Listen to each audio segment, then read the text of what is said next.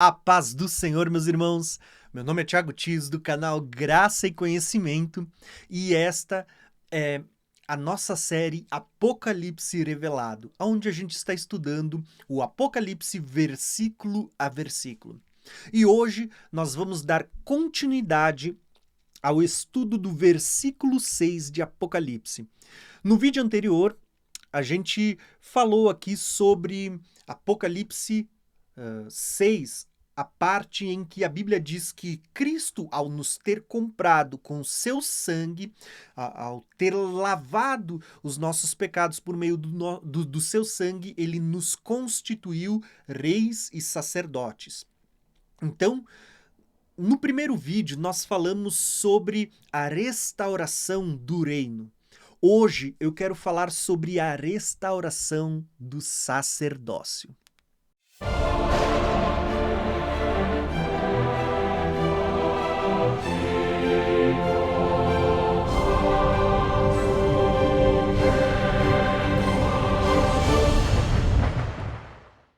Então, vamos começar lendo o texto. Apocalipse, capítulo 1, versículo 6, ele diz assim, ó: "E nos fez reis e sacerdotes para Deus e seu Pai, e a ele a glória, o poder para todos sempre. Amém." No vídeo anterior, nós falamos sobre a restauração do reino e nós começamos com uma linha do tempo, desde a queda no Éden até a segunda vinda de Cristo, onde o reino será restaurado e será estabelecido um reino eterno. Hoje nós vamos falar sobre a restauração do sacerdócio e eu quero fazer esse mesmo trajeto do Éden até a segunda vinda de Cristo, mas com uma perspectiva focada no sacerdócio. Aí, no final, você vai poder entender por que a Bíblia diz que nós somos feitos reis e sacerdotes por meio da obra de Cristo, por meio do sangue de Jesus. Então, quando a gente começa lá no Éden, a gente vai ver que Adão, ele tinha uma plena conexão com Deus. Não havia nenhuma separação entre Deus e Adão. Então, o que a gente vê lá no Éden? Na viração da tarde, a Bíblia diz que Deus vinha ter com Adão, e Adão andava com Deus, e ele não estava separado de Deus, ele tinha plena comunhão com Deus. Porém, a Bíblia diz que por causa do pecado, por causa da queda, do homem ter dado ouvido à serpente, né, da mulher ter dado ouvido à serpente, e o homem ter dado ouvido também, consequentemente, por meio das palavras da mulher, o homem pecou. E Isaías vai dizer para nós que os nossos pecados, eles fazem uma ruptura, uma separação entre nós e o nosso Deus. Então houve uma separação. E lá no Éden nós já vemos essa ruptura, essa separação, porque o homem é expulso do jardim e é posto um querubim para bloquear a entrada, para que o homem não entrasse mais no Éden. Então, desde ali, nós começamos a ver que há uma separação. E aqui surge a necessidade de um mediador entre Deus e os homens para poder conectar essa separação que foi feita por causa do pecado. Isaías, ele expressa isso muito bem. Os vossos pecados fazem separação entre vós e vosso Deus. Então, desde o princípio, nós vamos perceber que parece que Deus, a Bíblia não fala com clareza, mas a gente vai começar a perceber isso, que Deus começa a ensinar de alguma forma, ou instituir uma espécie de sacerdócio que envolvia ali o derramamento de sangue de animais. A gente já falou isso no vídeo anterior, quando a gente falou que Jesus nos lavou dos nossos pecados por seu sangue. Então, nós vamos ver que já foi instituído uma espécie de sacerdócio. De alguma forma, Deus estava ensinando Adão, que foi passando para Caim e Abel. Caim, nós já vemos ele exercendo esse sacerdócio diante de Deus, quando ele vai oferecer a primícia dos seus rebanhos, e ele oferece um cordeiro, ele mata o primogênito dos seus cordeiros, e ele oferece a Deus. Isso é agradável a Deus. Cada um sacerdotava por sua própria vida.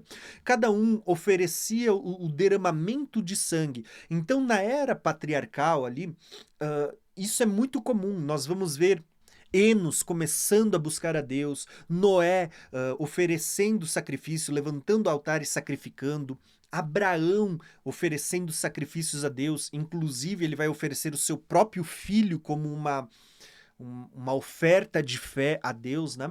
Nós vamos ver que todos eles, Isaac, Jacó, Moisés, todos eles edificavam altares de pedra e ofereciam o seu sacrifício a Deus como um sacerdote, para que eles pudessem, de certa forma, se aproximar ou se conectar a Deus. Quando chega na lei, em Moisés, Moisés ele é levantado por Deus para tirar o povo do Egito. Moisés é uma figura do próprio Cristo, né? Tirar o povo do Egito, e Deus leva eles até o Monte Sinai. Ali Deus entra em aliança com o povo, e aqui talvez nós vamos ter uma das mais significativas promessas ligadas a esse versículo que estamos estudando hoje, reis e sacerdotes.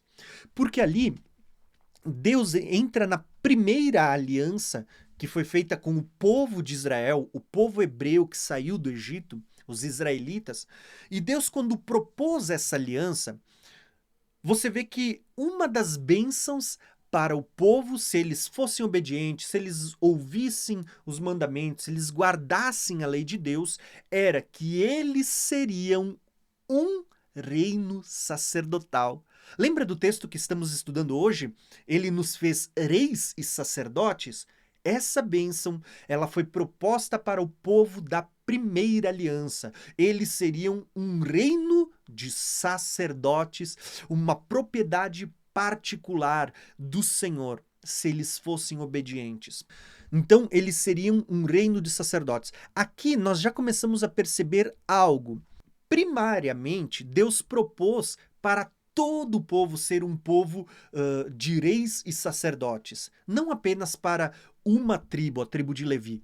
Todo o povo de Israel seria sacerdote diante das outras nações.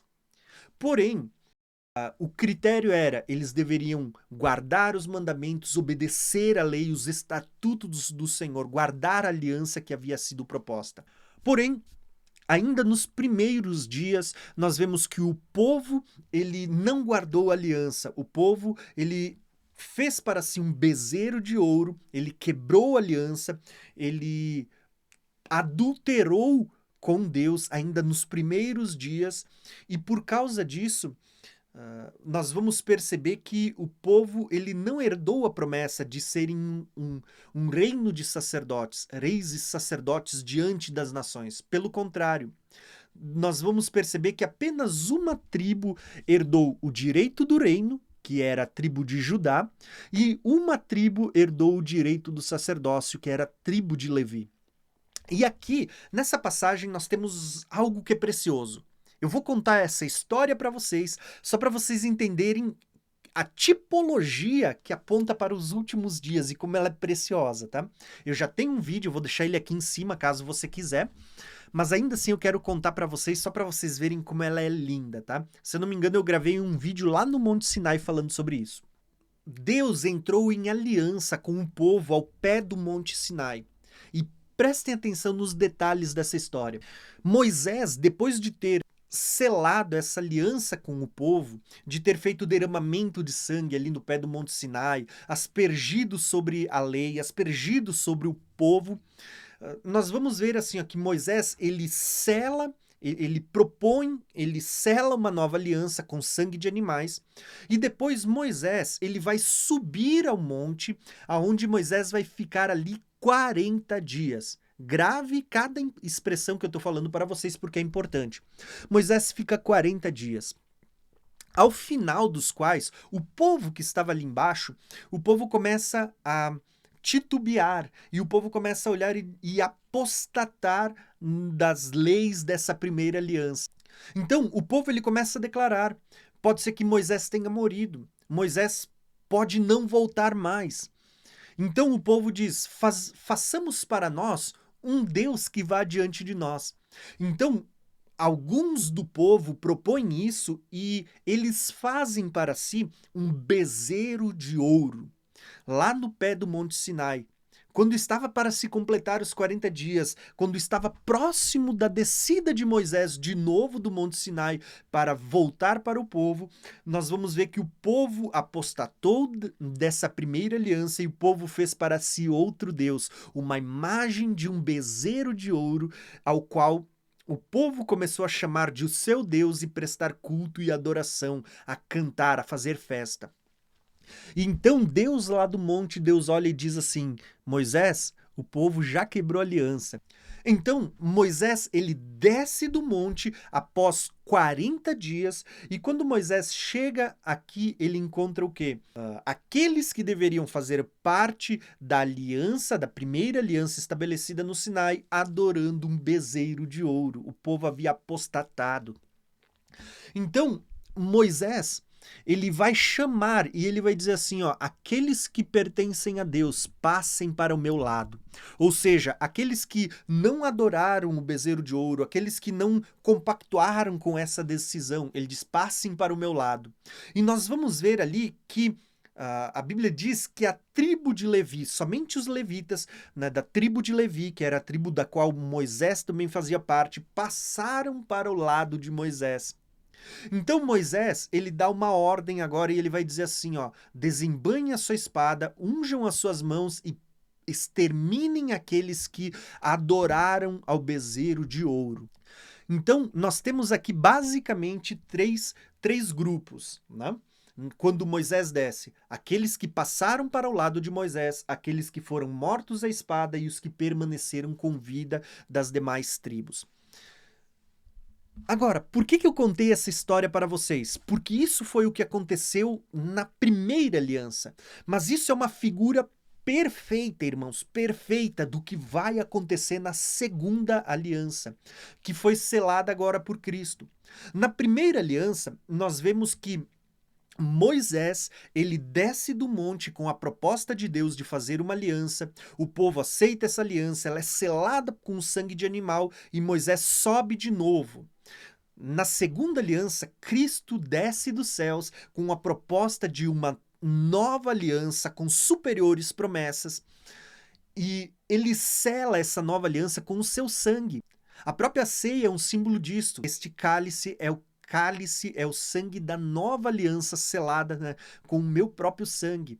Então a Bíblia diz que Jesus ele selou não com sangue de animais, mas com o seu próprio sangue uma aliança superior, com superiores promessas.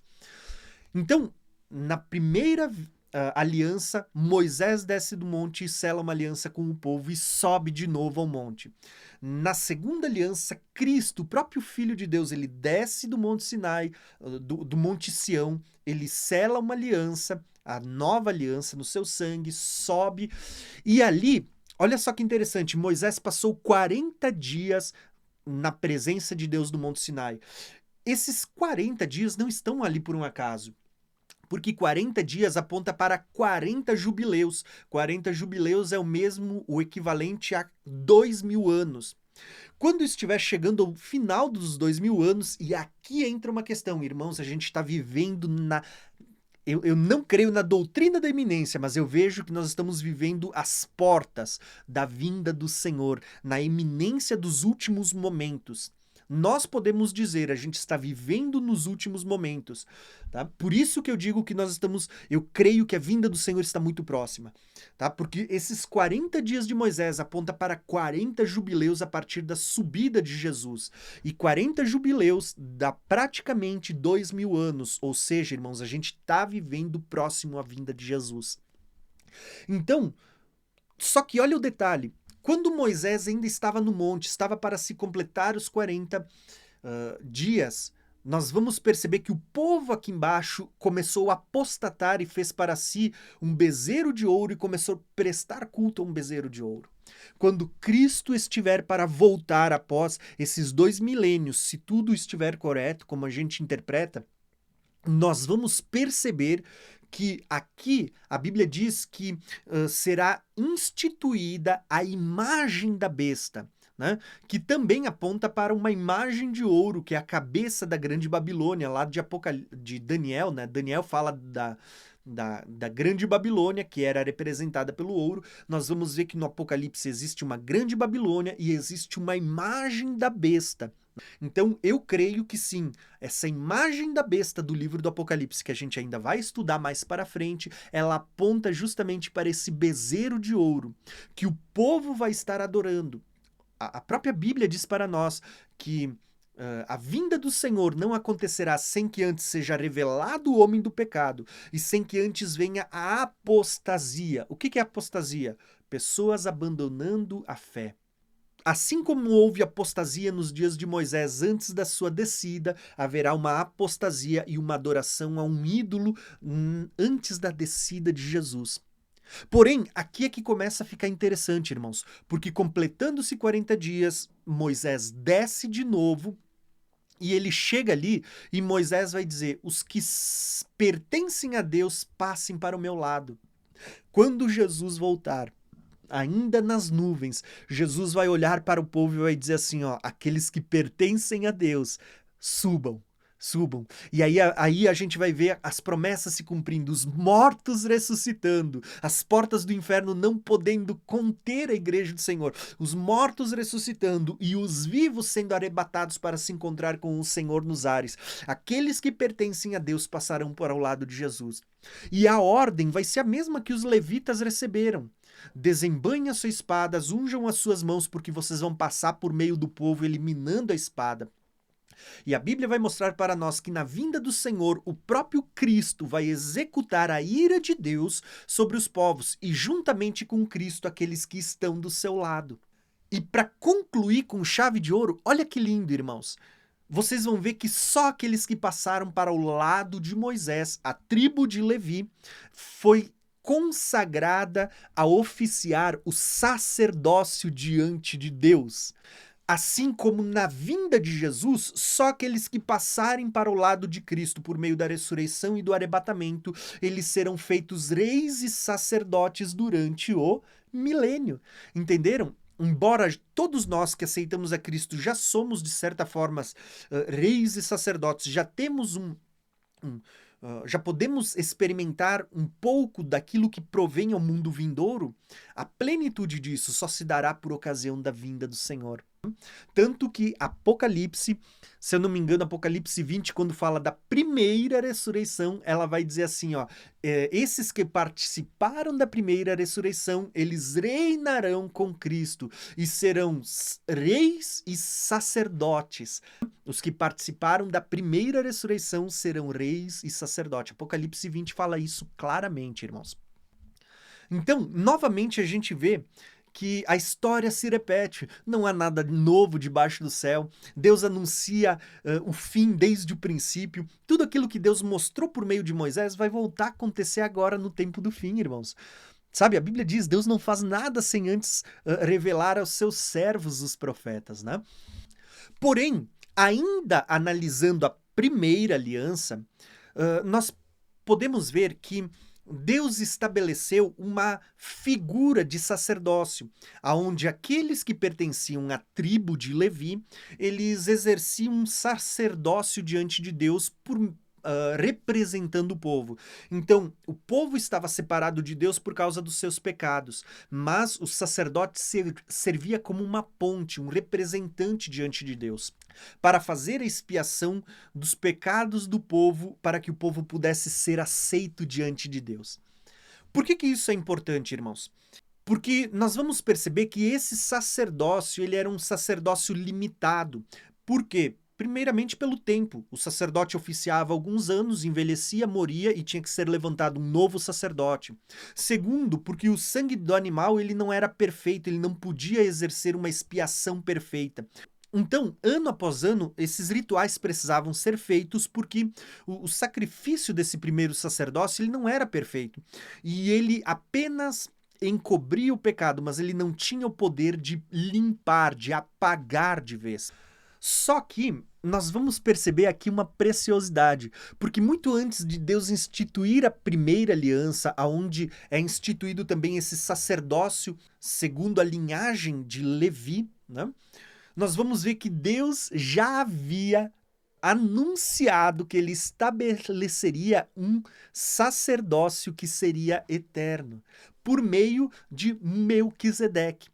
Lembra que quando a gente falou do reino, muito antes de Deus instituir o primeiro rei à nação, porque o povo queria um rei sobre si, Deus já havia anunciado por meio de Jacó que o reino ele viria da casa de Judá?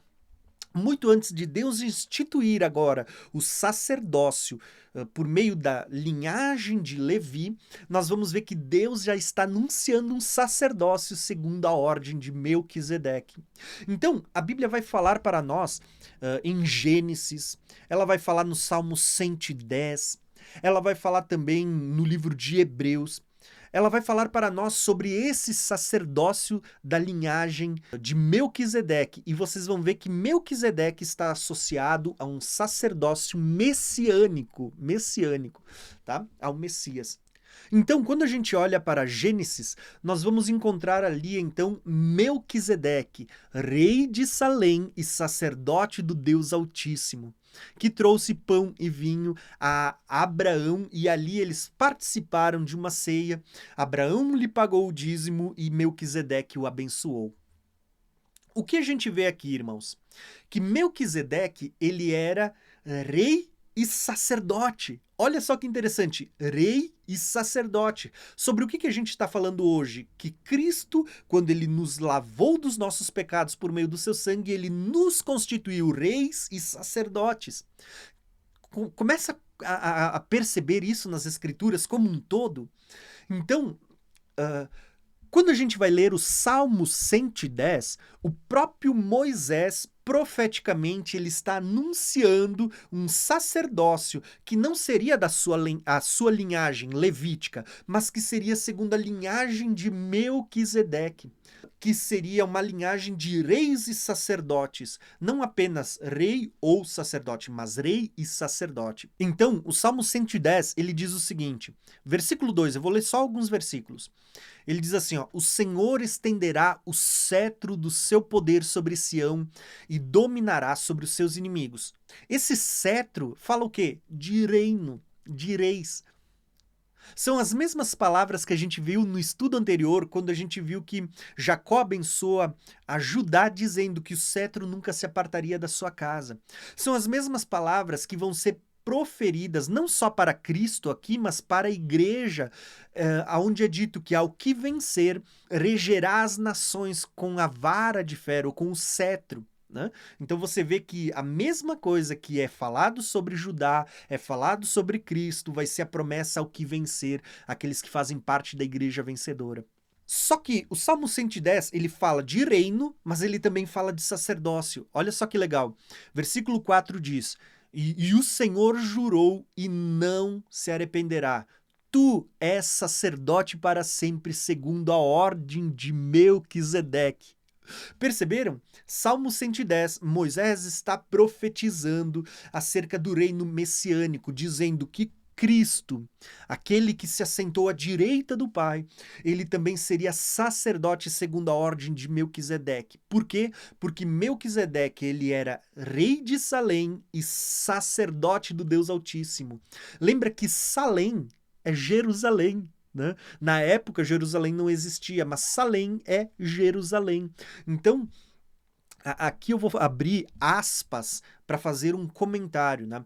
Existem muitas pessoas, muitos estudiosos que acreditam que Melquisedeque, ele foi um personagem que existiu de fato, um homem que era rei e sacerdote em Salém. Porém, muitos outros estudiosos, também sinceros, têm uma posição e acreditam que Melquisedeque, na verdade, era uma teofania, uma aparição do próprio anjo do Senhor, do próprio Cristo aparecendo para Abraão, anunciando o seu próprio ministério, de que ele era o rei de Jerusalém, o rei de Salém e o sacerdote do Deus Altíssimo. E há também quem acredite que o próprio Cristo, nessa teofania, quando ele se apresenta como Melquisedeque, rei de Salém e sacerdote do Deus Altíssimo, ele não só abençoa Abraão e a sua descendência, mas ele também vai mostrar para Abraão a nova Jerusalém, né? Por isso que Abraão, ele andou a sua vida durante toda essa terra, como peregrino, aguardando as promessas da Jerusalém que ainda haveria de vir, aguardando o reino celestial, né? Então, existem essas duas interpretações, as duas são interessantes, são importantes, mas o que eu quero mostrar para vocês, independente de Melquisedeque ser uma teofania de Cristo, tá? Ou dele ter sido um homem que tipificava Cristo, nós vamos ver que Melquisedeque é uma figura muito clara que aponta para o Senhor. O autor de Hebreus, ele vai tratar essa questão, e olha só que o autor de Hebreus vai começar a dizer para nós. Hebreus capítulo 5, 6 e 7, nós vamos ver Hebreus, que trabalha muito com essa questão de tipologia, de figuras e realidades, de sombras e realidades. Hebreus vai tratar nesses capítulos e Hebreus vai escrever o seguinte. Hebreus 5, ele diz assim, ó, chamado por Deus sumo sacerdote segundo a ordem de Melquisedeque. Cristo foi chamado por Deus como um sacerdote segundo a ordem de Melquisedeque. Por quê? Porque Melquisedeque era rei e sacerdote. Hebreus 6 vai dizer, onde Jesus, nosso precursor, entrou por nós, feito eternamente um sumo sacerdote segundo a ordem de Melquisedeque. O autor de Hebreus, ele trata muito dessa questão de que os sacerdotes da primeira aliança serviam numa réplica, numa figura que foi mostrada a Moisés no monte, e que aquilo era sombra, mas que Cristo, ele agora, quando ele vem, quando ele oferece o seu próprio sangue para nos purificar dos nossos pecados, né? O versículo 5 de Apocalipse e agora o versículo 6, Cristo, ele ascende ao céu e quando ele sobe ao céu, ele senta-se à destra de Deus. Então, ministério de rei, sentou-se no trono com Deus. Mas ele também oficia diante de Deus por nós, fazendo essa ponte entre o homem que estava separado de Deus. Então, Cristo, ele é o sumo sacerdote, servindo não num tabernáculo terreno, mas no próprio tabernáculo celestial. Cristo, ele oficia como rei e sacerdote. Então nós vemos esse sacerdócio de Melquisedeque cumprido em Cristo. E é interessante porque o capítulo agora, o capítulo 7 de Hebreus vai deixar isso mais claro. Eu vou ler só umas porções do texto, tá? O versículo 1 diz assim, ó, porque este Melquisedeque, rei de Salém, sacerdote do Deus Altíssimo, a quem saiu ao encontro Abraão, quando regressava da matança dos reis, e o abençoou, a quem também Abraão deu o dízimo de tudo. E primeiramente por interpretação, rei de justiça, depois rei de Salém e rei de paz.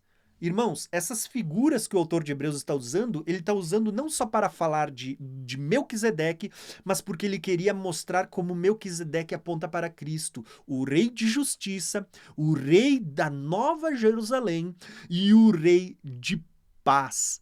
Tanto que Hebreus vai dizer assim, ó, sem pai, sem mãe, sem genealogia, não tem princípio de dias, nem fim de vida, mas sendo feito semelhante ao Filho de Deus, permanece sacerdote para sempre. E aqui está um dos motivos porque muitas pessoas acreditam que esse Melquisedeque era uma aparição do próprio Cristo, porque a Bíblia não conta como surgiu Melquisedeque, quando ele morreu, não traz nenhuma informação. Então, ele não tem pai, não tem mãe, não tem genealogia, não tem princípio de dias, nem fim de vida. Pelo contrário, é igual a Cristo. Ele não foi criado, ele não tem princípio de dias, sempre existiu. Melquisedeque é uma figura perfeita de Cristo, que será rei e sacerdote. A gente ainda poderia continuar lendo, o versículo 9 vai dizer assim, ó, e por assim dizer, por meio de Abraão até Levi, que era sacerdote, era a tribo sacerdotal, que recebeu o dízimo pagou dízimos, porque ainda ele estava nos lombos do seu pai quando Melquisedeque lhe saiu ao encontro. Versículo 17 diz assim, ó, porque assim testifica, tu és sacerdote eternamente segundo a ordem de Melquisedeque. Versículo 21 ainda vai dizer, mas este com juramento por aqueles que lhe disse, jurou o Senhor e não se arrependerá. E, o autor de Hebreus está citando o Salmo 110. Tu és sacerdote eternamente segundo a ordem de Melquisedeque. De tanto melhor aliança, Jesus foi feito fiador. E, na verdade, aqueles foram feitos sacerdotes em grande número porque pela morte foram impedidos de permanecer. Mas este, porque permanece eternamente, tem um sacerdócio perpétuo. Então, o que o autor de Hebreus está expondo para nós com a maior clareza, irmãos?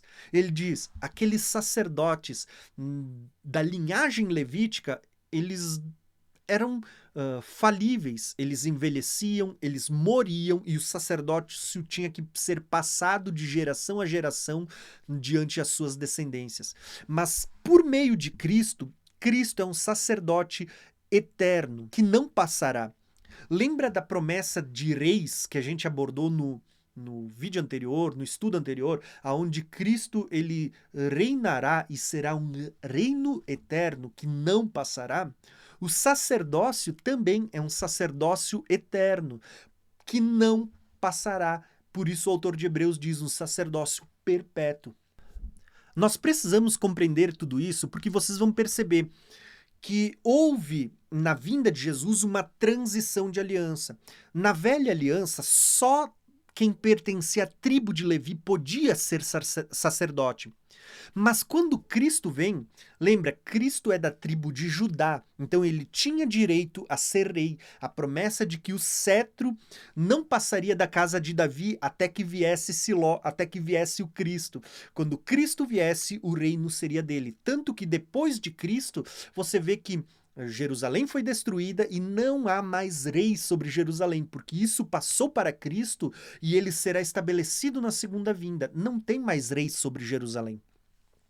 Agora, olha que interessante. Quando a gente fala do sacerdócio, a mesma coisa aconteceu no ano 70. O sacerdócio levítico foi encerrado, o templo foi destruído e por meio de Cristo foi estabelecido um novo sacerdócio, uma nova aliança. E quando é estabelecida uma nova aliança, o autor de Hebreus vai explicar isso com clareza, é também estabelecido um novo sacerdócio. Agora, não mais na linhagem levítica, mas segundo a linhagem de Melquisedeque, que é rei e sacerdote. Então, Cristo da tribo de Judá é rei, mas segundo a linhagem de Melquisedeque, rei e sacerdote. Entenderam? Se vocês forem olhar, nós que somos gentios aos olhos da primeira aliança, nós não tínhamos o direito ao sacerdócio e nem ao reino, porque não somos da tribo de Judá, não poderíamos ser reis, não poderíamos reinar, e não somos da tribo de Levi, por isso não poderíamos ser sacerdotes. Mas por causa desta transição de aliança, não mais segundo a tribo de Levi ou da tribo de Judá, agora segundo a ordem de Melquisedeque, nós podemos também ser reis e sacerdotes na nova aliança. Entenderam essa transição e por que isso é importante, irmãos? Então nós vamos perceber o mesmo que eu falei lá sobre o reino, de que a partir de Jesus começa-se a pregar o reino de Deus e nós, como igreja, já podemos viver uma certa dimensão do reino já no presente, né? O sacerdócio também, embora nós só vamos poder ver a plenitude disso na vinda do Senhor, hoje, no presente, nós já podemos exercer uma certa dimensão desse sacerdócio, que começa em nós, primeiramente. Então, hoje, nós também já podemos, de certa forma, oficiar como sacerdotes diante de Deus. Não plenamente como será no milênio, mas nós já podemos viver em parte esse sacerdócio, que começa claramente em nós mesmos. Pedro, ele vai dizer assim, ó, que vós sois pedras vivas, sois edificados uma casa espiritual, um templo, um tabernáculo para Deus, né? Um sacerdócio santo. Olha aqui, ó, nós somos um sacerdócio santo. Na velha aliança, os levitas se tornaram sacerdotes. Na nova aliança, todo santo que faz parte da igreja, quer seja judeu ou gentil que se converteu a Cristo, se torna um sacerdócio santo para oferecer sacrifícios espirituais agradáveis a Deus por meio de Jesus. Ou seja, nós já podemos exercer esse sacerdócio, mesmo que limitado, mas nós já podemos exercer o sacerdócio por nós mesmos diante de Deus. Isso vai ficar claro porque nós temos vários textos, por exemplo, Romanos diz assim, ó, que nós devemos oferecer o nosso corpo como sacrifício vivo, santo e agradável. Lá no templo se oferecia um sacrifício, agora nós podemos oferecer o nosso próprio corpo como um sacrifício vivo, santo e agradável, que agrada a Deus. O autor de Hebreus vai dizer assim, ó, que por meio de Jesus nós podemos oferecer a Deus sempre sacrifícios de louvor, que é o fruto de lábios que confessam o seu nome. E não se esqueçam da prática do bem e da mútua cooperação, pois tais sacrifícios Deus se agrada. Perceberam? Sacrifícios dos nossos lábios, sacrifícios espirituais que agradam a Deus. Ou seja, aquilo que o sacerdócio levítico fazia na sombra, que eram sombras, hoje nós podemos fazer na realidade, nós podemos oferecer sacrifícios espirituais que agradam a Deus. Por que Davi era chamado de homem segundo o coração de Deus? Porque mesmo vivendo na lei, mesmo vivendo na sombra, Davi conseguia ver a realidade das coisas. Davi viveu no tempo em que se queimava incenso diante de Deus, a sombra, mas Davi entendia da realidade. Olha só que lindo. Davi viveu no tempo em que se derramava sangue, mas Davi entendia a realidade. Por isso que Davi diz lá no Salmos 50, oferece a Deus sacrifícios de louvor. Versículo 23 ele vai dizer, aquele que oferece sacrifícios de louvor me glorifica. Quer dizer, Davi que vivia no tempo do sacrifício, ele entendia que o louvor era uma espécie de sacrifício para Deus. Nos Salmos 51, os sacrifícios para Deus são um espírito quebrantado e um coração quebrantado e contrito que ele não desprezará. O que Davi estava dizendo? Ele diz, se o Senhor se agradasse de animais, ele está falando da sombra, ele diz, eu faria isso. Mas eu sei que o que agrada o Senhor, e aí ele vai falar da realidade, é um coração quebrantado, um coração contrito diante do Senhor. Isso o Senhor se agrada. Por isso que Davi é o homem segundo o coração de Deus. Mesmo vivendo na sombra, ele conseguia enxergar a realidade das coisas. A gente vê, por exemplo, no Salmo 141, Davi escrevendo, né? No tempo em que se queimava incenso no templo, ele entendia que a realidade era as próprias orações dos santos. Então ele dizia, suba as minhas orações perante a tua face como incenso, e as minhas mãos levantadas sejam como sacrifício da tarde, irmão. Olha aqui o sacrifício perpétuo, o sacrifício contínuo que a gente estuda nas festas, né? Então, você vai perceber por diversos textos que hoje a igreja, de certa forma, já consegue oficiar o ministério sacerdotal por nós mesmos, primeiramente. Em segundo lugar, nós somos sacerdotes dentro da nossa própria casa, dentro da nossa própria família. Em terceiro lugar, somos sacerdotes no reino de Deus, aqui quando a gente ensina, ministra, ora pelas almas, pela igreja, pelo povo de Deus. Né? Então a gente está oferecendo sacrifícios agradáveis, coisas que agradam a Deus. Né? A realidade, o próprio Jesus ensina, né, que Deus procura adoradores que o adorem em espírito e em verdade, né? Porque Deus é espírito, importa que aqueles que o adorem em espírito. Então você vê que a adoração na nova aliança ela é levada a um nível superior agora, entenderam? Então eu poderia citar muitos textos para vocês, né? João fala isso que eu declarei para vocês, Filipenses vai dizer assim, ó, Paulo ele estava suprido pelas ofertas que a igreja mandava, e ele diz que essas ofertas, essa provisão, essa contribuição que o povo mandava, quer seja por alimento ou por dinheiro, ele diz assim que era uma oferta de aroma agradável, era um sacrifício que Deus aceitava com alegria. Então você vê que existem várias formas de ofertar, de oferecer sacrifícios, de sacerdotar diante do Senhor.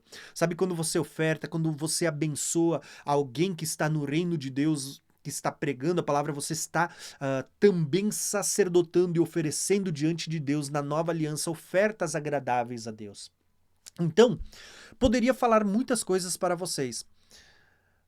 Mas o que eu quero mostrar para vocês, só para a gente encerrar esse vídeo, é justamente isso. Que hoje nós já estamos, de certa forma, vivendo, e aqui eu quero começar agora a fazer uma conclusão do último estudo, os reis, e desse estudo que é sacerdotes. Eu quero agora juntar esse final e fazer uma conclusão. De certa forma, nós já estamos vivendo a realidade do reino sacerdotal, ao ponto que o próprio Pedro, ele vai dizer que nós fomos chamados para oferecer sacrifícios espirituais, e Pedro vai dizer que nós, na nova aliança, somos agora um reino sacerdotal para Cristo. Nós fomos chamados para ser reis e sacerdotes. As mesmas palavras proferidas na nova aliança para Israel, de que se eles fossem fiéis, fossem obedientes, eles seriam um reino sacerdotal, reis e sacerdotes, é proferido para o povo da nova aliança, de que nós somos um reino de sacerdotes, uma nação santa, um povo de propriedade exclusiva. Aquilo que foi falado ao povo no Monte Sinai agora é falado ao povo do Monte Sião. E aqui nós podemos entender a questão que a gente sempre tem abordado, do já, mas ainda não. Nós já reinamos com Cristo numa certa esfera de autoridade sobre as coisas deste mundo. Mas ainda não plenamente, pois a plenitude dessa realidade ela está reservada para os que vencerem. Porque ao que vencer concederei, né? Jesus diz, ao que vencer eu concederei que se assente comigo. Então, Efésios diz que nós já estamos assentados com Cristo, já. Mas ainda não na sua plenitude, porque a Bíblia diz que ao que vencer se assentará com Cristo no seu trono, né? Então é o já, mas ainda não. A Bíblia diz que nós já somos sacerdotes de uma aliança superior. Nós já somos participantes dessa aliança, mas ainda não plenamente. Por quê? Porque isso vai se cumprir na vinda do Senhor. Quando nós exerceremos a plenitude desse sacerdócio sobre as nações que entrarem com vida sobre o milênio. E só aqui a gente já poderia abranger muitos outros assuntos de como seria esse reino e esse sacerdócio no milênio. Mas isso a gente vai estudar quando a gente chegar mais adiante nesse estudo do Apocalipse versículo a versículo também, tá? Então, o que eu quero falar agora para a gente concluir esse estudo juntando o vídeo anterior, onde a gente falou de reis, e esse vídeo onde a gente está falando sobre sacerdote. É que hoje nós já desfrutamos de vários aspectos do reino de Deus entre os homens, mas a plenitude ela só se dará na vinda dos... como a gente leu no vídeo passado, quando Daniel diz que no momento em que os tronos forem postos, no momento em que o chifre pequeno for julgado e o reino for tirado dele, for passado aos santos do Altíssimo, esse é o momento em que a gente passará a exercer plenamente o reino, o poder de governar juntamente com Cristo. Quando acontecer essas coisas, é que realmente a gente passará a ser reis e sacerdotes na plenitude que está reservada para os santos. Quando que isso vai acontecer? Falamos no último vídeo, quando tocar a 7ª trombeta, aonde diz que os reinos do mundo passaram a ser do nosso Senhor e do seu Cristo, e ele reinará para sempre. O próprio Daniel 7 diz que nesse momento os santos do Altíssimo receberão o reino, que é um reino eterno, é um domínio que nunca mais passará. e todos obedecerão a ele, porque é um domínio eterno. E hoje, nos nossos dias atuais, principalmente quando a gente passa por períodos de eleição, a gente debate muito e surge aquele jargão, né, de que política e religião não se misturam. Mas você percebeu que a promessa para os santos, aqueles que vencerem, é que seremos reis e sacerdotes? E, mais ainda, no milênio é justamente o oposto do que a gente fala hoje, porque nós seremos um reino sacerdotal. Rei fala de governo, fala de política. Sacerdócio fala de religião. Então seremos um reino de sacerdotes, né? O governo de Cristo será um reino sacerdotal. Entenderam? Então, assim, ó, no mundo caído do homem, política e religião não conseguem andar junto, mas por causa do homem, por causa da falha do homem, tá? Porque o homem é falho, porque o homem é pecador, porque o homem não sabe administrar. Mas no reino de Cristo, vocês vão ver que essas coisas vão andar junto, um reino sacerdotal. E talvez é nesse momento que a gente vai ver basicamente o que está dito lá em Isaías 2, versículo 3. Né? Que declara que de Sião sairá a lei e de Jerusalém a palavra do Senhor. Então, irmãos, olha como é lindo quando a gente consegue juntar essas questões e falar do reino sacerdotal. Lá em Apocalipse, nós temos uma das figuras que a gente vai abordar daqui uns dias, quando chegar ali no capítulo 4 e capítulo 5, e lógico, em todo o Apocalipse, porque ela aparece diversas vezes, que é a figura dos 24 anciões. A gente vai tratar isso com mais profundidade. Mas agora eu quero adiantar para vocês, só para vocês verem. Quem são os 24 anciões? É uma pergunta, né?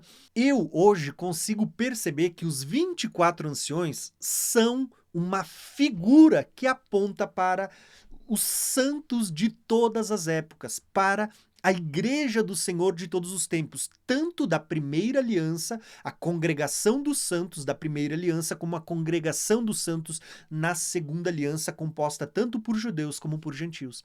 Talvez você diga, mas como assim, Tiago? Olha só os textos, que precioso. E a gente vai abordar lá na frente, mas eu quero antecipar isso, porque isso está conectado com essa questão que estamos abordando hoje, de reis e sacerdotes.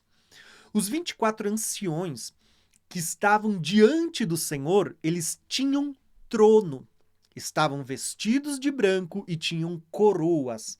Também carregavam harpas nas mãos e cantavam um novo cântico. Tudo isso que eu falei para vocês é o que é prometido para a igreja. Se assentaremos no trono junto com Cristo, estaremos no Monte Sião com palmas nas mãos, com harpas, cantando um novo cântico que só aquele que vencer poderá aprender. E teremos coroa, que aponta para reino, né? E vestes brancas, que aponta para a veste sacerdotal. Então, perceberam? Eu vou ler isso para vocês. Ó. Apocalipse 4, versículo 4 diz assim, ó: foi visto 24 anciões vestidos de branco, olha aqui as vestes sacerdotais, que tinham sobre as suas cabeças coroas de ouro. Olha aqui o reino, reis e sacerdotes.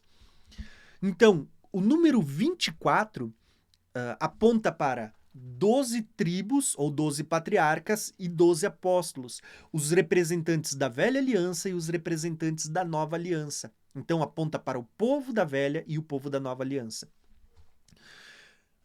As vestes brancas era a veste sacerdotal e a coroa de ouro aponta para o reino, né? O governo, domínio, autoridade. Agora, quando a gente lê Apocalipse 5, a gente vai ver a leitura também aparecendo, os 24 anciões, e o texto diz assim, ó, que os 24 anciões prostraram-se diante do Cordeiro, tá? Tendo todos eles harpas, salvas de ouro cheio com as orações dos santos, e cantavam um novo cântico. Tá? Digno és de tomar o livro, abrir os selos, porque foste morto, e com o teu sangue, gravem isso, olha só, com o teu sangue nos compraste para Deus de todas as tribos, povos e línguas e nações. E para olha aqui de novo, gravem essa expressão, e para nosso Deus nos fizestes reis e sacerdotes e reinaremos sobre a terra. Irmãos, eu não sei se vocês conseguiram compreender, mas eu vou explicar para vocês porque a gente não pode perder essa revelação. Os 24 anciões, eles estão com harpas nas mãos e cantando um novo cântico. Isso aqui é para a igreja, é para os santos, é para os 144 mil.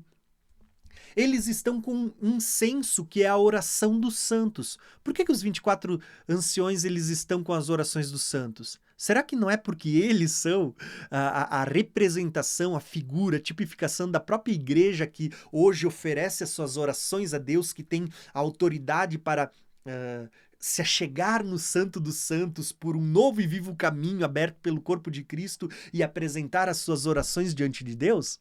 Será que não é isso? Então, olha só, além de tudo isso, o texto diz que os 24 anciões estão louvando ao Cordeiro, dizendo que ele é digno de abrir o selo, porque ele foi morto, e com o seu sangue nos comprou. Os 24 anciões estão falando que eles foram comprados pelo sangue de Cristo. Não é o mesmo que nós lemos aqui no versículo 5 e versículo 6?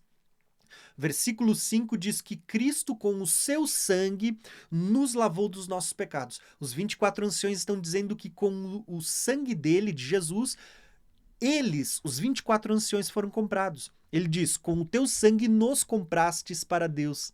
Quer dizer, os 24 anciões estão dizendo que foram comprados pelo sangue de Jesus. E aí, olha que interessante. E para o nosso Deus, os 24 anciões estão dizendo, nosso Deus nos fizestes reis e sacerdote. Os 24 anciões estão dizendo que eles foram feitos reis e sacerdotes. Mas isso não é o que a gente está estudando hoje aqui no versículo 6, que diz que nós, que fomos lavados pelo sangue de Cristo, fomos feitos reis e sacerdotes? Os 24 anciões estão dizendo que eles foram comprados pelo sangue de Jesus e eles foram feitos reis e sacerdotes para Deus e eles reinarão sobre a terra. Irmãos, isso é profundo, hein? Isso é uma revelação que me empolga, sabe? Eu sei que isso talvez eu deveria falar para vocês só lá no capítulo 4, mas eu quis antecipar essa revelação para vocês entenderem que existe uma conexão. Os 24 anciões, eles são uma representação da igreja diante de Deus, né? Até porque o capítulo 4 e o capítulo 5 a gente vai estudar que eles são atemporais, eles não fazem parte da nossa linha cronológica. Então, os 24 anciões diante de Deus, louvando, ele é um período atemporal, que ele pode estar representando o santo de todas as nações, inclusive no tempo do fim, depois que a igreja é arrebatada. Então, isso a gente vai explorar com mais informações quando a gente chegar ali nesses capítulos, tá? Mas olha que revelação tremenda. Os 24 anciões, uma figura dos santos, da igreja, dos 144. Então, para a gente encerrar esse estudo, eu quero só mostrar para vocês um pouquinho do momento em que a igreja ela receberá o cumprimento pleno dessa profecia de sermos feitos reis e sacerdotes. Então, ainda falando sobre o sacerdócio, tem uma profecia em Isaías, profeta messiânico, que falou tanto da primeira como da segunda vinda. E os últimos capítulos do profeta Isaías, eles apontam mais para o reino milenar, né? Então, Isaías, ele vai falar sobre o reino milenar de Cristo, e ele vai falar sobre este sacerdócio. E preste atenção na leitura desse texto, porque ele conecta o sacerdócio com a noiva, as vestes sacerdotais da noiva. A veste do sacerdote com a veste do casamento da noiva com o noivo. Então, olha só que lindo que é esse texto. Isaías 61 diz assim, ó: porém, vós sereis chamados de sacerdotes do Senhor, e vos chamarão de ministros do nosso Deus. A primeiro momento, talvez você diga, não, mas isso aqui é uma profecia para o povo de Israel. Mas preste atenção até o final dela e você vai ver que isso não está falando do povo da primeira aliança. Essa é uma profecia messiânica para o povo da segunda aliança. Olha só, da nova aliança. Vós sereis chamados sacerdotes do Senhor, vos chamarão ministros de Deus. Então, ele vai dizer, versículo 7, eu vou ler só alguns trechinhos, depois você pode ler em casa. Em lugar da vossa vergonha tereis dupla honra, e em lugar da afronta exultareis na vossa parte. Por isso, na terra possuirão o dobro e terão perpétua alegria. Lembra que Deus disse que enxugará dos nossos olhos toda lágrima e todas as coisas? Aqui está dizendo, nós vamos ter uma eterna alegria. Versículo 8 continua falando e ele vai ressaltar ali no versículo 8 que ele está falando de uma nova aliança, de uma aliança eterna, né? Que é selada com o sangue de Cristo, não com o sangue de animais. E aí então, olha só, eu queria falar tudo isso porque eu queria chegar no versículo 10. O versículo 9 ainda vai falar ali sobre uma descendência bendita no Senhor. Quem que é a descendência bendita no Senhor? Lembra que Deus diz lá na Nova Aliança, por meio de Pedro, que nós somos reis e sacerdotes, somos uma nação santa. Paulo vai falar sobre o mistério de Cristo às igrejas e ele vai dizer que nós somos essa descendência bendita por meio da promessa, por meio de Isaac, né? Filhos da promessa, filhos de Abraão pela promessa. Porém, tudo isso que eu estou falando é porque eu queria conectar o versículo 6, que diz que vós sereis chamados sacerdotes de Deus e vos chamarão ministros do nosso Deus, com o que está sendo dito aqui no versículo 10. Olha só.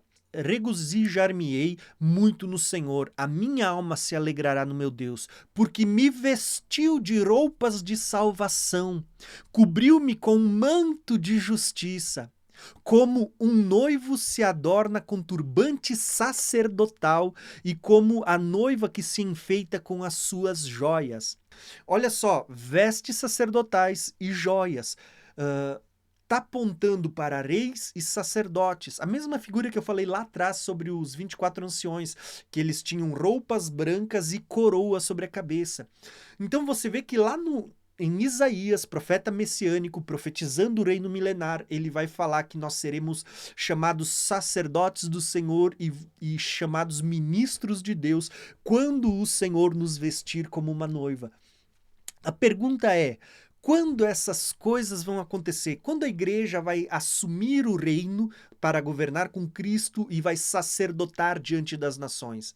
Irmãos, a promessa é ao que vencer. Apocalipse 2 vai dizer, ao que vencer, lhe darei poder sobre as nações. E com vara de ferro as regerá e serão quebrados como vasos de ferro. Lembra da promessa de Jacó a Judá? Sobre o cetro nunca se apartar deles, a Davi, ao próprio Cristo no Salmo 110, de que o cetro estaria sobre ele e ele seria segundo a ordem de Melquisedeque. Agora, aqui está dizendo que passará também para a igreja por meio de Cristo. O cetro estará sobre nós também. Nós se assentaremos no trono junto com Cristo, assim como ele se assentou com o Pai. Eu poderia ler vários textos para vocês, mas eu vou terminar com um último texto mostrando qual é o momento em que a igreja ela vai assumir na sua plenitude esse reino sacerdotal. Sabe quando isso vai acontecer? Na ressurreição, no nosso encontro com o Senhor. Assim como no toque da sétima trombeta, a Bíblia diz que os reinos do mundo passaram a ser do nosso Senhor e do seu Cristo, a Bíblia também diz que nesse toque da sétima trombeta, que é o mesmo momento da ressurreição dos mortos, do arrebatamento e o desfecho de todas as coisas, é o momento que a igreja vai assumir o seu reino e vai passar a reinar e sacerdotar com Cristo. E olha só como isso aparece lá no texto que fala sobre a primeira ressurreição após a grande tribulação, tá? Então olha só, quando a gente lê Apocalipse 20, versículo 4, isso está acontecendo depois da grande tribulação, porque quem ressuscita ali foram aqueles que não adoraram a marca não colocaram a marca da besta, né? Não adoraram a besta e nem a sua imagem, então isso é depois da grande tribulação. Olha o que acontece ali na primeira ressurreição. E como isso está conectado com reino e sacerdócio. Apocalipse 24, versículo 4 diz assim, ó, E vi tronos, e assentando-se sobre ele, foi-lhe dado poder para julgar. Lembra de Daniel 7, de que foram postos tronos e esse juízo vai tirar o poder da besta, o poder do chifre pequeno? É o que está acontecendo aqui em Apocalipse 20, versículo 4. Foi-lhes dado o poder para julgar nesse tribunal, nesses tronos, né? E vi as almas daqueles que foram degolados pelo testemunho de Jesus e pela palavra de Deus, isso é grande tribulação, e não adoraram a besta, nem a sua imagem, e nem receberam a marca, o sinal nas suas testas e nem nas suas mãos. Eles viveram, e agora preste atenção, eles reinaram com Cristo durante 1000 anos. Olha aqui o reino, ó, reis e sacerdotes, olha aqui o reino, eles reinaram com Cristo. Quem participa da primeira ressurreição vai reinar com Cristo. Olha o versículo 6, aqui vem a revelação plena. Bem-aventurados santos, aqueles que têm parte na primeira ressurreição. Sobre estes não tem poder a segunda morte, mas eles serão sacerdotes de Deus e de Cristo e reinarão com ele 1000 anos. Olha aqui, ó, reis e sacerdotes. Serão sacerdotes de Deus e de Cristo e reinarão com ele durante 1000 anos. Quando isso acontece? No toque da 7ª trombeta, quando os reinos do mundo passam a ser do nosso Senhor e do seu Cristo, quando os mortos ressuscitam, os vivos são arrebatados, quando acontece a primeira ressurreição, a Bíblia está falando que nós reinaremos com Cristo e seremos sacerdotes de Deus e do Senhor Jesus. Então, irmãos, eu quis compartilhar com vocês, eu dividi em 2 vídeos porque eu sabia que o assunto ele era muito abrangente e ele demoraria um pouquinho, mas eu espero que esse vídeo ele tenha acrescentado o entendimento que você já tem das profecias. Volto a dizer o que eu já disse anteriormente, o capítulo 1 a gente demora um pouquinho mais porque nós estamos lançando a base, os fundamentos. A partir do capítulo 2, a gente vai andar um pouquinho mais rápido e a gente vai ter a introdução dos mapas mentais para a gente estudar a cronologia do livro do Apocalipse. Para isso, irmãos, se você não quer perder nada, eu vou convidar vocês, eu vou disponibilizar aqui no comentário fixo e na descrição um link para você deixar o seu e-mail. Você clica ali, você só cadastra o seu e-mail e pronto. Para que você possa receber os nossos estudos do livro do Apocalipse, os nossos vídeos por e-mail, porque eu sei que o YouTube ele tem deixado de notificar e muitas pessoas têm até me dito que um dia se inscreveram e estão desinscritas, né? Então assim, ó, se você não está recebendo a notificação ou não quer perder nenhum dos nossos estudos, deixa o seu e-mail ali, clica ali no link, vai ter ali, ó, link do e-mail, você deixa o seu e-mail para você estar recebendo por e-mail também, tá bom? Para você não perder nenhum dos nossos estudos do Apocalipse versículo a versículo. E se você quiser me abençoar, eu acabei de anunciar alguns dias atrás que eu decidi viver pela fé para o reino de Deus, para pregar e ensinar a palavra. Se você quiser me abençoar, torne-se membro desse canal, torne-se um contribuinte, quem sabe, se você sentir no coração, se o Espírito Santo tocar o seu coração. Ou você pode também participar do nosso grupo de estudo, o Escatologia Revelada. Além de você estar me abençoando, você também vai estudar durante um ano diversos assuntos sobre escatologia, onde a gente está começando, né? Toda semana você vai receber vídeos novos. A gente está começando a estudar a escatologia e a gente vai abordar desde Gênesis até Apocalipse tudo que se refere ao tempo do fim. E eu tenho dito, irmãos, tudo que nós precisamos saber sobre a vinda do Senhor e o fim dos tempos já foi revelado. Agora a gente só precisa conhecer, só precisa estudar. E para isso eu estou desenvolvendo esse curso do Escatologia Revelada, tá bom? Vou te convidar, tem o link aqui também. Volto a dizer, você vai estar abençoando a minha vida se você decidir participar e vai estar sendo abençoado porque você está investindo na sua vida também, tá bom? Um abração e até o próximo vídeo.